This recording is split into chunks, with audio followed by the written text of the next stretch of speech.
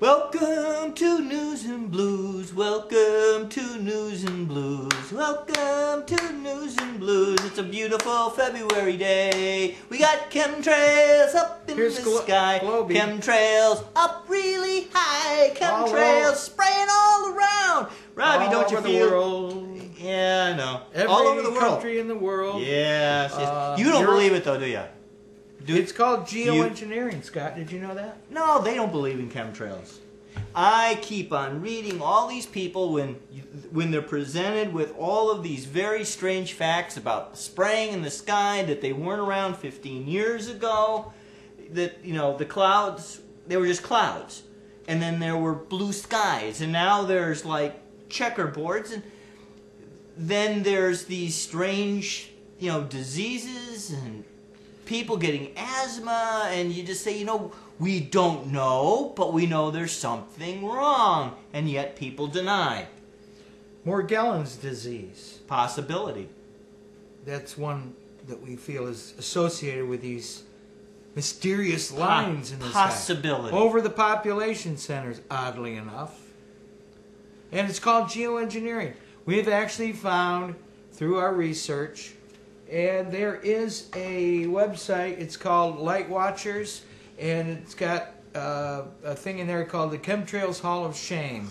And the difference between them is that they've discovered a clandestine program which is being run by huge multinational corporate interests along with the governments. Whereby the official story is that they want to mitigate global warming. In other words, dampen global warming, blot out the sun, because the sun is bad. So this is their cover story, Rob, in case people finally start noticing. I don't know that these unusual trails. I got my weather. I got my electrical bill, and you know how they always tell you the temperature average for the year before and then this year. Sure. The average temperature in January in 2008 was 30. The average temperature for January in 2009 was 20. Now, if global warming is really there, I want to know why the average temperature in 2009 fell 10 degrees. That could be an argument, but one could also argue that there are cycles within cycles, and it's much too complex. Oh, you know what? It probably is. We're just laymen. We're just we are not smart enough to understand anything, so we have to listen to the experts. Scientists. The scientists who somehow they know they even know the age of the universe, which they change quite frequently, by the way. The Big Bang started everything.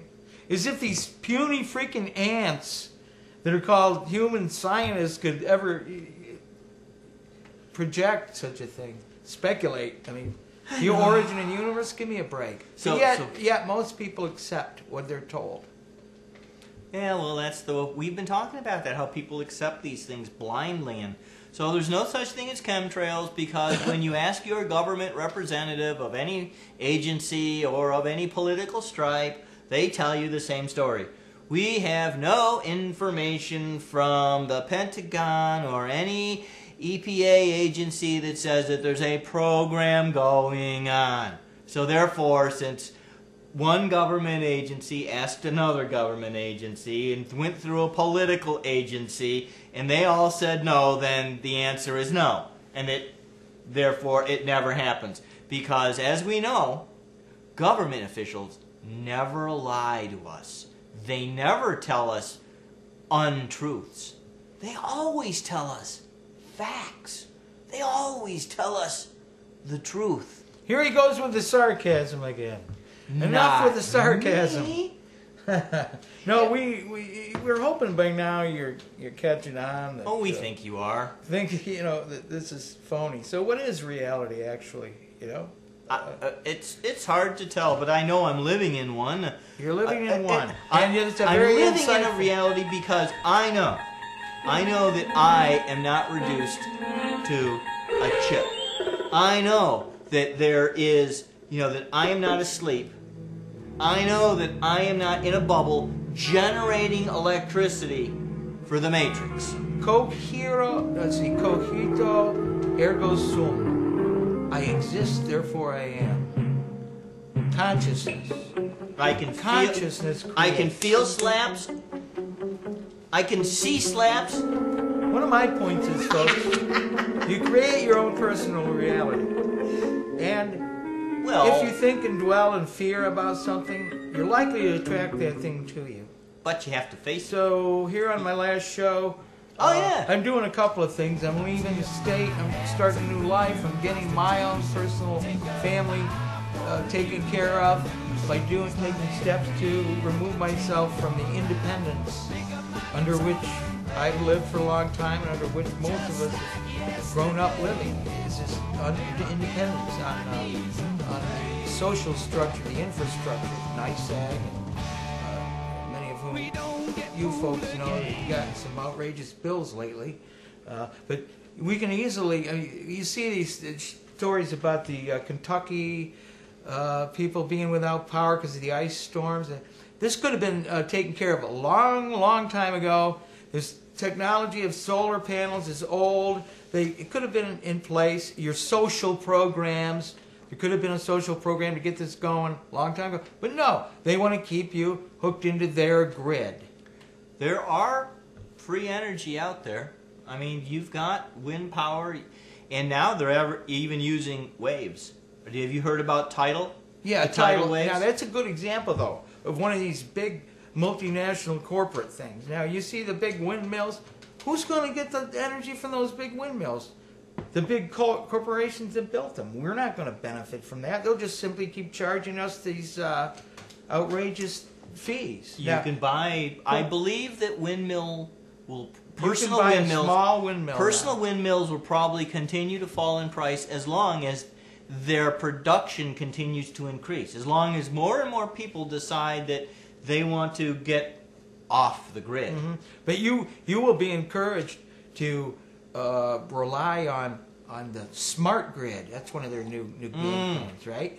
Oh, okay. Well, but without the smart grid, I mean, how are they going to spend a few $1 billion of taxpayer money for the stimulus program? Exactly. It's part of that, and it's part of the ongoing deliberate collapse of the economics. But Rob, they want all these pundits are going, why are they doing this? Why are they doing? Well, there's a plan to it. They're told to go along with this trend, this legislation that they're passing. They don't know what they're doing. The congressmen, they're being told by the hidden hand, the unseen forces behind it, to go along with it. Well, it's not the Adam Smith invisible hand. Right, no, it's more like the Lenin invisible hand, the one that is made of iron with the velvet glove. Lenin also being funded and driven by the same international banking cabal, crew, the families. Cabal. But I want to get back to something you were saying earlier. I was watching, the most venerable of finance television. Super Bowl. Oh, finance TV, CNBC. Ding, okay. Ding. Anyway, they were talking about the Obama plans, and in particular, they were talking about the stimulus, and I was shocked, I tell you, that there were corporate bigwigs saying that they favored the stimulus plan. How I had a really hard time containing myself saying, oh yes, good for America.